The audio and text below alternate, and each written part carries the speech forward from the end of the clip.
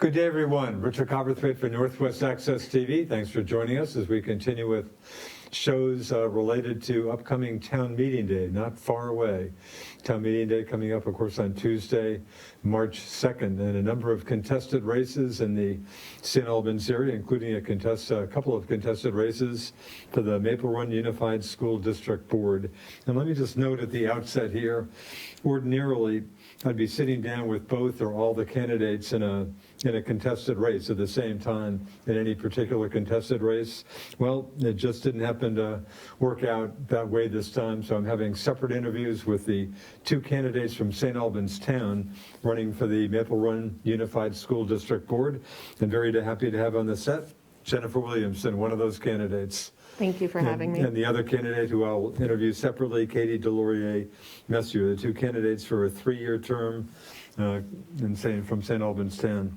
Jennifer, tell us about yourself and how you happen to jump into this race. Yeah, so I have moved to St. Albans in 2014. We love it. My son has gone to school from kindergarten on up in the Maple Run District at SATEC, and I logged a couple of years long ago as a paraeducator at SATEC, but I have very good feelings for SATEC. They treated me well. It's a great school. We really do love it quite a bit, and I am interested in politics more from the back end of things, not really interested in being up front. But when I heard that Stephen LaRosa was vacating his seat, he had been very empathetic to our cause, that I knew somebody had to step in, and I was one of the people who could step in the town. And so I talked to Stephen LaRosa, and he ended up endorsing me for taking over his seat as well. But yeah, we really just wanted to make sure that our voices were heard, because we have not felt that that has been so with the current school board in regards to the SRO topic. Not that that's the only thing that I'm interested in working on in the school board. I understand. We'll certainly get into that later for sure. Yeah. So that's why I jumped in, because I knew that his seat was being vacated, and I wanted to make sure that we had somebody at least as empathetic as he was in his position. All right. Tell us about yourself. What's your background? I am a doctor of naturopathic medicine. I own my own practice, and I am also an embalmer. I work for the A.W. Rich Funeral Home in Fairfax. Huh. I have a son who is almost 10 years old, and he is, also another reason why I'm running for this. And I'm married, and to my husband, Dave. Interesting. Yeah. And again, and I should note in passing that there's a contested race also on the city side for the Maple Run Unified School District, and that happens to be Katie Delorier-Messier's father, Peter Delorier, one of the candidates. Ryer Erickson, another candidate, and the incumbent in that race, Nilda Ganella French, and that's the case where voters will be electing two people, and there are 3 candidates, so a couple of contested races, which doesn't happen every year. Boy, the budget, of course, always jumps out at me, having dealt with budgets around here for almost half a century. Of course, the budget for the school district, nearly $62 million. And again, we should note for probably the few folks who might not be aware of it, the district consolidated a while ago, of course, covers St. Albans City, St. Albans Town, BFA, and Fairfield. And I realize you're the outside person at this point anyway. Jennifer, anything in that budget? Do you support the budget as proposed? Yes. Anything in there that jumps out at you? I don't know how well you know that budget. I mean, the thing I me. dislike the most is the $260,000 that goes towards the school resource officers. Huh. So. Well, why don't we get into that right now? So Okay. you would like to see that program be gone? Yes, I would. Actually, I would like it to be gone, because we have other educators who would fill the position that we are now asking law enforcement officers to fill, which is making sure that our kids are safe. Recently, there was an article in the Messenger where Kevin Dirth, the superintendent, wants the SROs to step in and take over education about sexting. And there's actually national and statewide recommendations for education, and it's a health education issue. It shouldn't be a police officer's issue. And I would really like to see that money go towards health education, because it's often a place in our school budget where it's cut first. Health education is often neglected. And especially in light of the pandemic, like, we need health educators to be strong and supported in our community. So again, you'd like to see just no money for that program? No, there's plenty of studies that show that, despite our best intentions, that, our knee-jerk reaction is, there has been violence in some schools across the United States, and our knee-jerk reaction is to bring in police officers to keep us safe. But in reality, when we've looked back at the statistics of everything, they have not kept us safe. They have, I just read an article this morning that there's actually statistics showing that when police officers are present, there is more likely to be more tragedy in those situations because the people become more likely to want to hurt more people. A lot of the school shooters are depressed and they're more likely to prepare if there is a police on hand. That there's lots of studies showing that the SROs are more likely to have negative interactions with kids with disabilities, Black, Indigenous, people of color, LGBTQIA. All of those kids are more likely to have negative interactions. So what we need to do is really make sure that the people who are on the marginalized groups, that we really hold them up and we really amplify their voices. Because when I've had the opportunity to speak out and say, hey, we need to really pay attention to the kids who don't have all the privileges, people have stood up and said, yes, my child also was harassed by a school resource officer. So I've heard it a number of times. Every time I've just posted in a group for parents of kids with disabilities, and a number of them said that they have specifically in their IEP to say no interactions at all with the SROs because the SROs are actually causing more harm to their kids by just their mere presence, in addition to actual interactions being more aggressive towards them. So, and we had the case at BFA, which was in the 7 Days article. And we just said something about it on the Messenger article that was out last week, Friday, about all the candidates that are running. And somebody else stood up and said the exact same things happened to her child. So it's a repeated instance. The school board has not taken any sort of actions to rectify other than firing that one SRO. But really, it's just that the whole program itself is faulty. And it's nothing against the people themselves. I'm sure they're lovely, but they're trained to be police officers, and the police officer training makes them more aggressive. And then you put them in a situation with kids who have problems, kids who are acting childlike, which isn't always, adult-like. And if they say something, then the officer gets aggressive with them. And it's just not fair to our children. We really need to make sure that they're in a safe environment, a safe and equitable environment. That said, aren't there instances where an SRO would be very, it's easy to go back on how many, I lose track of all the school shootings around the country. Mm-hmm. Aren't there instances where an SRO might be hugely beneficial? Not really. Even in Parkland, the school resource officer did nothing, and it went to the Supreme Court, and basically the Supreme Court said he's not legally obligated to do anything. So not legally obligated to actually protect our children in any way.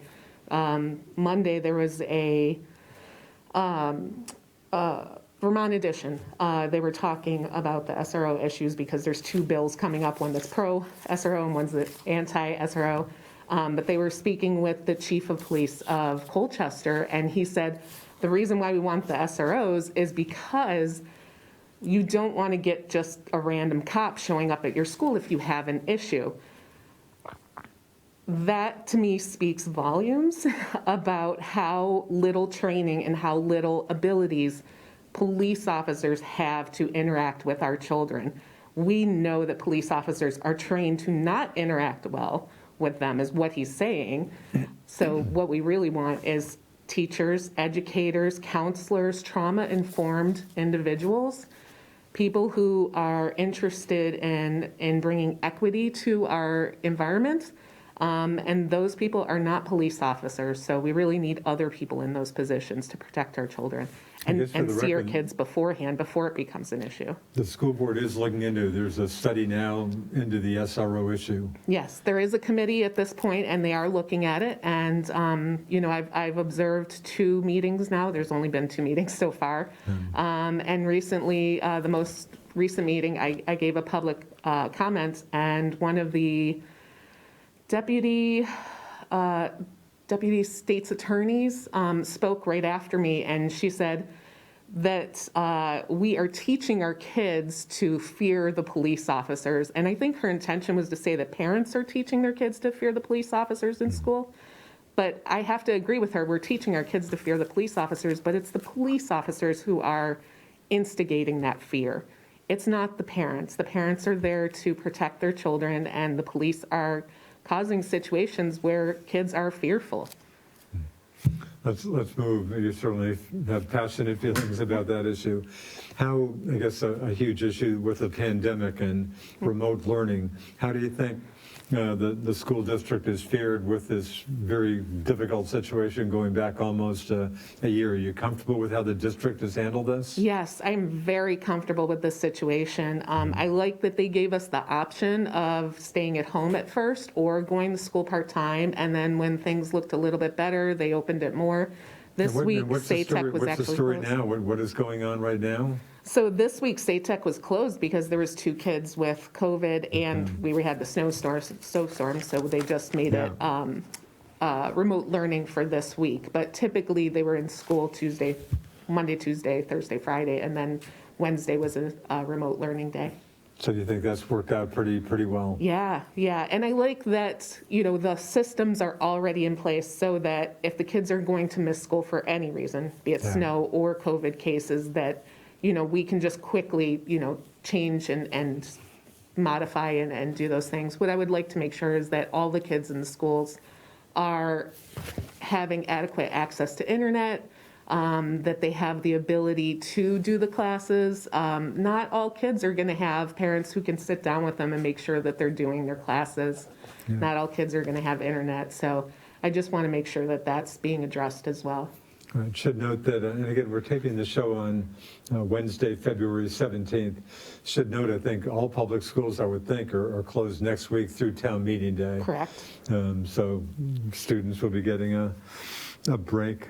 You mentioned access to internet. Have you got to feel the percentage of kids? I mean, I read stories all the time about a percentage of kids, maybe not a big percentage, but who have been hurt by remote learning, who just don't deal with it well, may not have internet access. How big an issue is that in the district?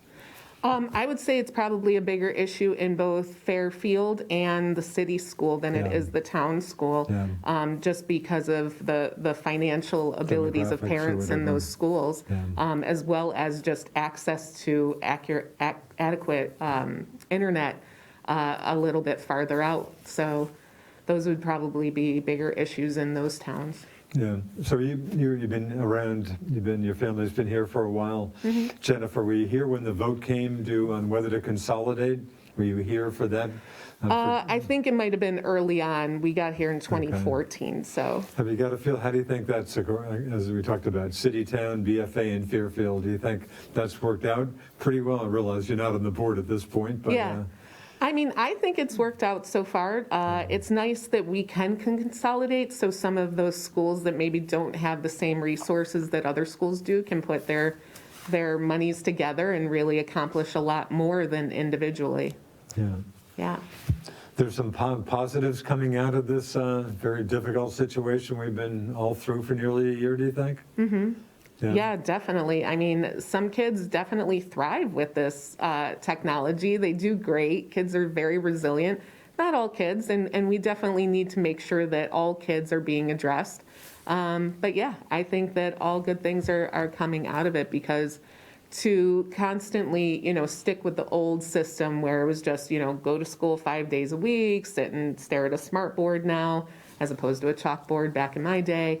It's just a different situation for these kids who are growing up in a world of technology. So to actually meet where they are and make their schooling that way, I think is a really great opportunity for us. I'm very excited about it. Yeah, again, realizing you're not on the board at this point, staffing, I guess the biggest complaint out there for a lot of people, hey, why educational expenses keep going up with student enrollment decreasing? And I'm not sure, have you got a feel for the district? Is it a pretty stable enrollment, or in a lot of places, student enrollment has gone down significantly?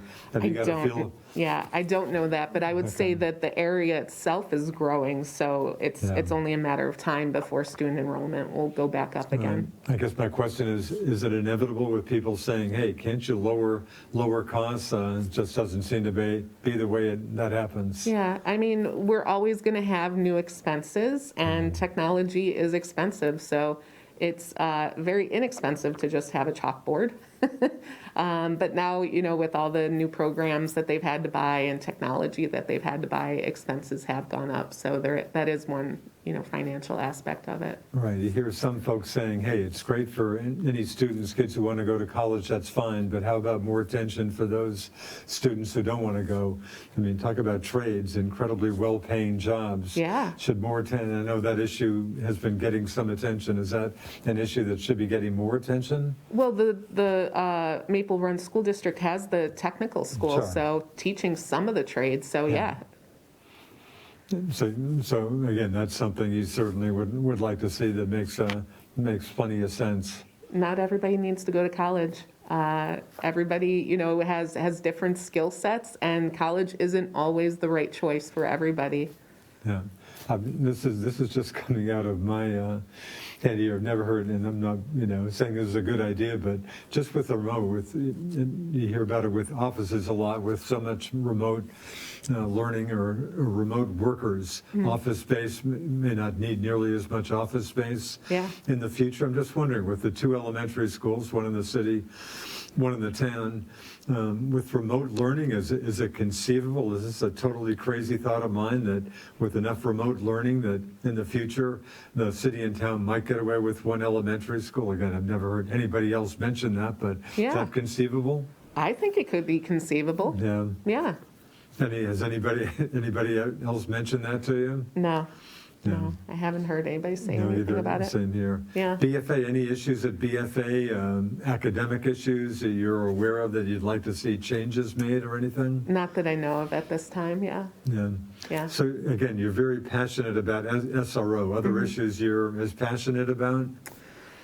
Other issues in the school district? Yeah, just school district issues. I just want to make sure that we have an equitable environment for our students. So I want to make sure that I'm amplifying the voices of students in those marginalized groups. So anything that would affect them is very interesting to me. So making sure that we are teaching, Abenaki culture and history, and present day, inclusion of their culture because we're on their land, and that would be great. I would love to see something like that.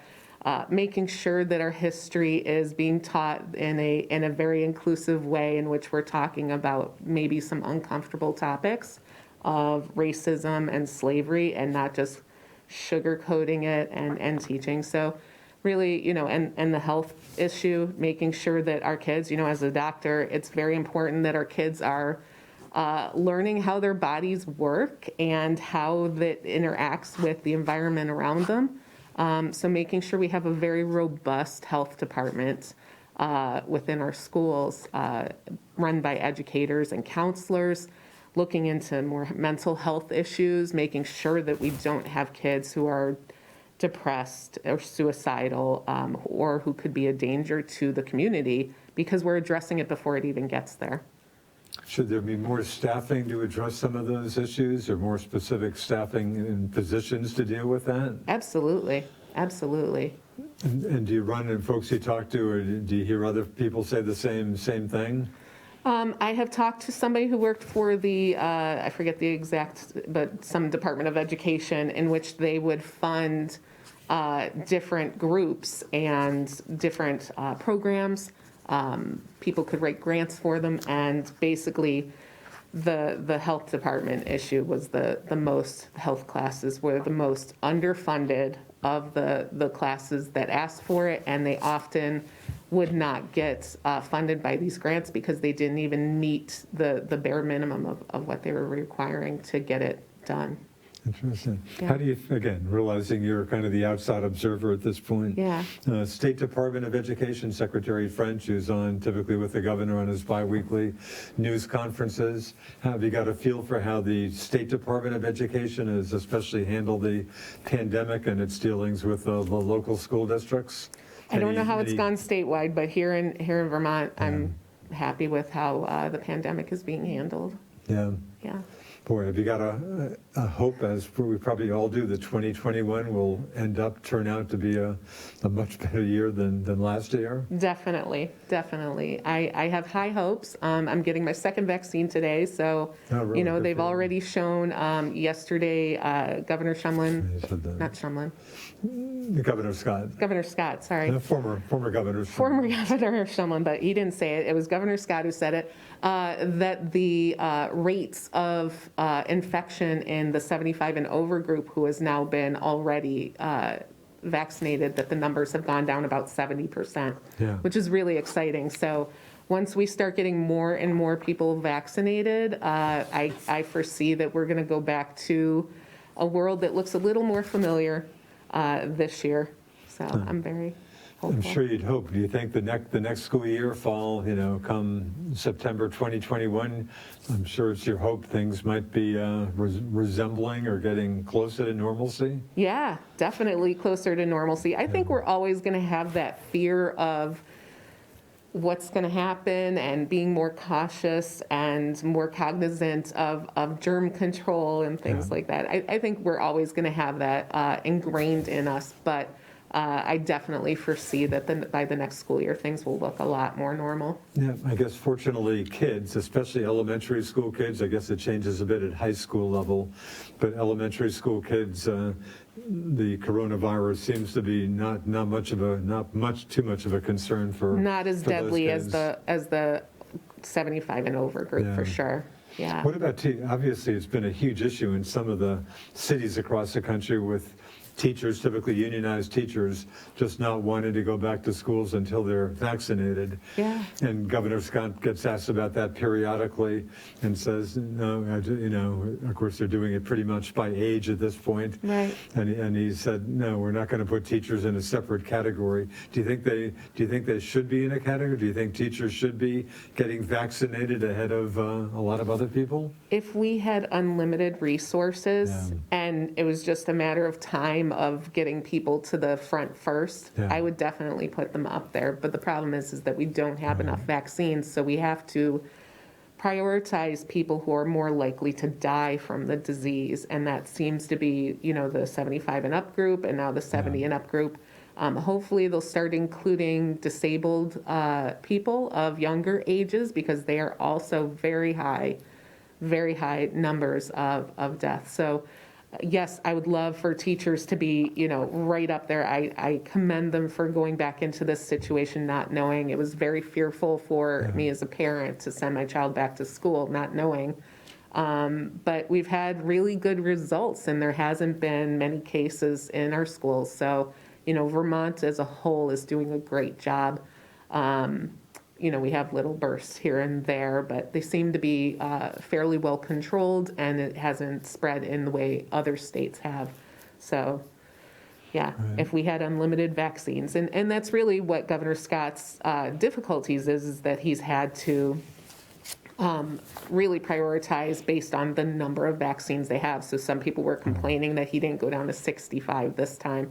Yeah. He didn't have enough for 65 and up. So they started at 70 and up, and then they'll, move down. So once President Biden is getting more vaccines to the states, once that starts happening, it's going to go faster and faster. So I understand people's nervousness about getting vaccinated and everybody's desire to get vaccinated as quickly as possible, but we really have to prioritize people so that those who are more likely to die are at the front of the line. Yeah, so again, I hear the governor getting the occasional question, why not? Shouldn't teachers be getting vaccinated early? But Yeah. again, a number of states, especially cities, teachers just are saying, or just have decided, hey, we're not going back to the classroom Yeah. until we get vaccinated. But that seems to have been not much of an issue in Vermont, unless I've missed something. Yeah, I think it's just because Vermont's doing such a great job. I am very impressed by how they've handled the whole thing from beginning to end. Other states have not been doing so great, and I think it's right for those teachers to step up. And other essential workers, people who work in our grocery stores and our gas stations who have not been able to take time off and stay away from their class because, they can't do remote learning at a gas station. Like, you have to be there. Yeah. So I think that for those people in those states, it's definitely important for them to stand up for their rights and make sure that they're being heard. But in Vermont, like I said, if I could vaccinate all the teachers and other essential workers, I would do it in a heartbeat. But it's just, we don't have the vaccines. Jennifer, what if school year changes? Again, the issue comes up, summer vacation. Hey, the students, the kids just, forget so much over those 3 months, or every once in a while I'll see a story about having year-round schooling or whatever it's termed. Is that something that should, any thoughts on that? Are you comfortable with basically the school year as it is now and has been for a long time? Yeah, I'm okay with it. I think the kids need some time off. I think that there is a lot to say for learning in an environment where it's not so, learn for this test, learn this particular thing, and just having the freedom of play. So I really like the way the school system is now. Yeah. I know why people do it the other way, and I get it, and I don't disagree with them, but it's just not my preferred school year. Yeah, down to about 2 minutes. Anything you'd like to spend a minute or so on that I haven't asked you about? I think we covered quite a bit. We covered a lot of ground. Well, we'll keep going. Do you have for other questions? a couple more minutes. I may have touched this. Again, I think you touched on this. Again, any kind of just different programs, would you like, you mentioned giving attention to like Abenakis. Any more specific changes you'd like to see in the curriculum at this point, or? Those would be the biggest ones. Any sort of equity education would be very important. Teaching kids how to recognize when people are being harmed, even with microaggressions that aren't always so obvious. Learning more about different cultures, not always just Western and European cultures is always important. So those things would be the top of my list of things. But again, you think the school district is doing pretty well given the just very difficult situation it's been faced with. Yes. And in regards to the pandemic, I mean, they're squeezing in as much education as they can wherever they can, and I get it. But once we start getting back more into normal life, I really want to make sure that those projects are brought up and addressed. Yeah, well, hopefully once we get past town meeting day, things will, the school year will finish out reasonably well. And as we said, hopefully the next school year will be much easier to deal with. Yes. Anyway, thank you very much for your time. Again, talking to welcome. Jennifer Williamson, a candidate for the Maple Run Unified School District Board in St. Albans Town, a 3-year term running against Katie Delorier Messier. And again, we've got town meeting day coming up Tuesday, March 2nd. If you haven't voted ahead of time, you can vote at Collins Pearly that day, 7 to 7. Thanks for watching us on Northwest Access TV. I'm Richard Cowperthwait. So long.